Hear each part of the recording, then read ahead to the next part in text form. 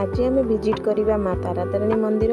आरंभ करने पूर्व दयाकोरी चैनल को सब्सक्राइब करंतु एवं एहीपरि अपडेट पाई शेष पर्यंत वीडियोटी को देखंतु। माँ तारातारिणी मंदिर गंजाम जिलार ब्रह्मपुर सहर निकट में पवित्र ऋषिकुल्य नदी कूल कुमारी पहाड़ उपर अवस्थित एवं भुवनेश्वर ठारू यह 160 किलोमीटर डिस्टेंस अवस्थित। तारातारिणी मंदिर बस स्टॉप होउछि बरहमपुर, जहाँकि मंदिर ठारू 33 किलोमीटर डिस्टेंस अवस्थित एवं रेलवे स्टेशन मध्य बरहमपुर रेलवे स्टेशन जहाँकि 30 किलोमीटर डिस्टेंस मंदिर ठारू अवस्थित।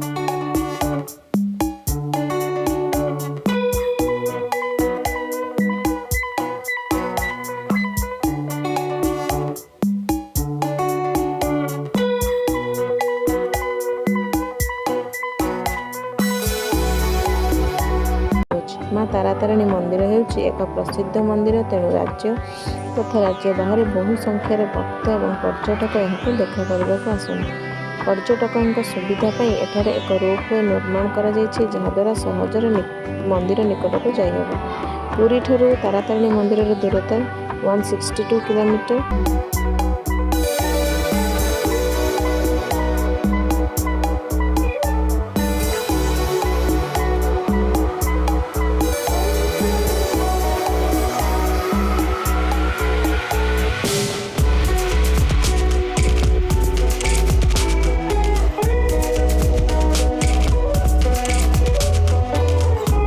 तारातारिणी दर्शन करिवार सर्वोत्तम समय होछि वर्षर सबु समय एवं चैत्र पूर्णिमा समय। प्रत्येक दिन आपण सोमवार रविवार सकाळ 6:30 रु दिन 12:30 पर्यंत मंदिर को दर्शन करिपारिबे।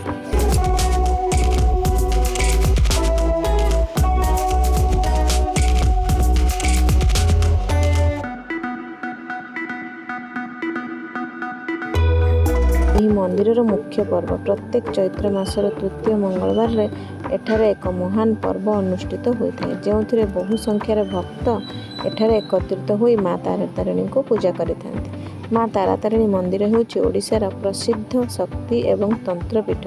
प्राचीन कालरू कुमारी पहाड़ एवं रत्नगिरी पर्वत रे माँ को पूजा करा जाय आसु।